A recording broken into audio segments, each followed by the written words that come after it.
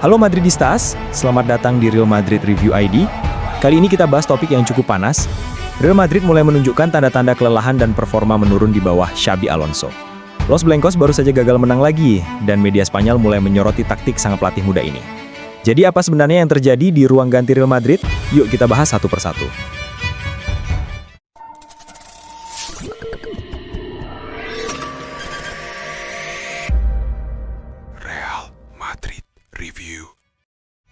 Masalah pertama yang paling terlihat adalah kurangnya variasi serangan. Dalam beberapa laga terakhir, Real Madrid terlihat terlalu bergantung pada kreativitas individual, terutama dari Bellingham dan Vinicius. Saat dua pemain itu dijaga ketat, serangan Madrid jadi buntu. Es el gran partido de la temporada, el peo largo para Thibaut Courtois, el ambiente encanta con la camiseta del Real Madrid, lo celebraba con sus del Madrid, toca para Bellingham, buscaba Valverde, rechace para Bellingham, dispara y un rebote, corner. Menurut data dari bola.net, Madrid kini jarang menciptakan peluang terbuka lewat kombinasi tim. Banyak peluang lahir dari bola mati atau umpan panjang tanpa arah. Ini sinyal bahwa sistem menyerang Xabi Alonso belum sepenuhnya klik. Masalah kedua adalah ketergantungan pada satu pemain, Jude Bellingham.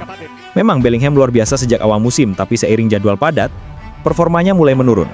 Ketika Bellingham tidak produktif, lini tengah Madrid kehilangan arah. Fans mulai bertanya-tanya, apakah tim ini terlalu mengandalkan pemain muda Inggris itu? Del Campillo, el futbolista joven. Le pegó Vinicius de aquella manera, cabezazo.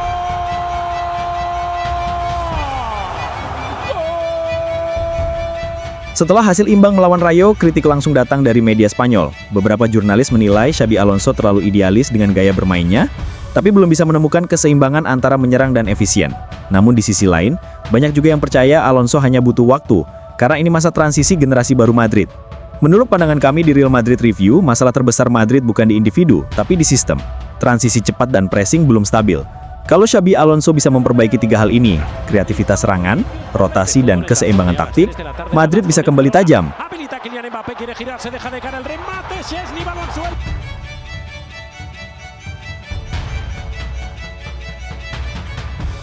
Dan ada pula isu yang semakin memperpanjang drama di kalangan Madridista.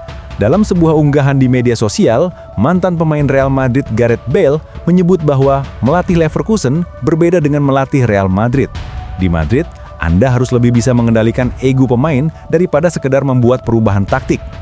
Pernyataan ini memunculkan dugaan bahwa permasalahan utama Los Blancos saat ini mungkin bukan pada taktik Xabi Alonso, melainkan pada ego pemain di ruang ganti. Klaim tersebut muncul di saat performa Madrid sedang menurun. Banyak pemain inti gagal tampil maksimal dan chemistry tim terlihat tidak sekuat sebelumnya.